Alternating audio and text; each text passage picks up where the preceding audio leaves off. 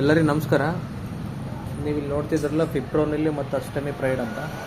So fipronil ಅಸ್ಟಮಿಪ್ರೈಡು ಎರಡು insecticide ಒಂದರಲ್ಲೇ ಇದಾವೆ. ಇದು ಗರುಡ ಕಂಪ್ನಿದು, ಇದು ಪಾರಿಜಾತ ಕಂಪ್ನಿದು.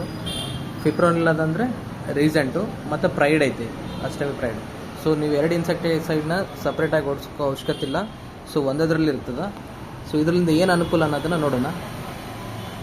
ಸೊ ಪ್ರತಿಯೊಂದು ಇನ್ಸೆಕ್ಟಿಸೈಡ್ ಎಣ್ಣೆ ಹೊಡೆದಾಗ ಹುಳ ಅನ್ನೋದು ಸಾಯ್ತದೆ.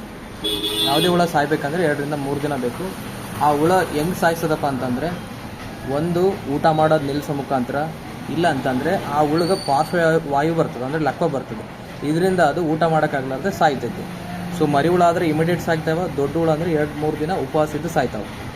ಸೊ ನಮಗೆ ಈ ರಂಗೀಲ ಮತ್ತು ಸೂಪರನಿಲಲ್ಲಿ ಫಿಪ್ರೋನಿಲ್ ಮತ್ತು ಅಸ್ಟಮಿಪ್ರೈಡ್ ಎರಡು ಇನ್ಸೆಕ್ಟಿಸೈಡ್ ಇರೋದ್ರಿಂದ 2 ರೀತಿ ಹುಳನ ಸಾಯಿಸ್ತೈತಿ.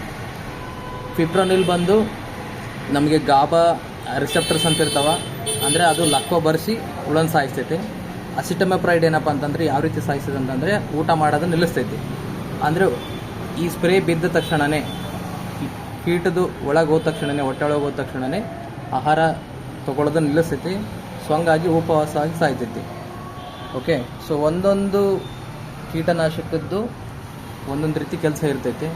ಸೊ ಇವಾಗ ಈ ಕೀಟನಾಶಕ ಫಿಪ್ರೋನಿಲ್ಲು ಮತ್ತು ಅಸ್ಟಮಿಪ್ರೈಡು 2 ಕಾಂಬಿನೇಷನ್ ಇರೋದ್ರಿಂದ ನಮಗೆ ಫಿಪ್ರೋನಿಲ್ ಅನ್ನೋದು ಎಲೆ ಮೇಲೆ ಬಿದ್ದ ಮೇಲೆ ಕೀಟ ಬಂದು ಅದನ್ನು ಟಚ್ ಮಾಡಿದರೆ ಸಾಯ್ತೈತಿ.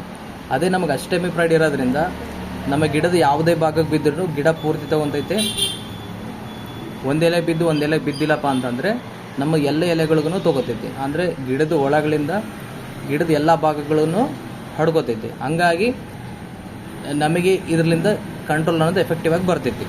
ಸೊ ರಂಗೀಲ ಅಥವಾ ಸೂಪರ್ನಿಲ್ ಸ್ಪ್ರೇ ಮಾಡೋದ್ರಿಂದ ನಮ್ಗೆ ಏನು ಅನುಕೂಲಪ್ಪ ಅಂತಂದರೆ, ಸೊ 2 ಔಷಧಗಳನ್ನ ಒಂದೇ ಸಲ ಹೊಡೆದಂಗೆ.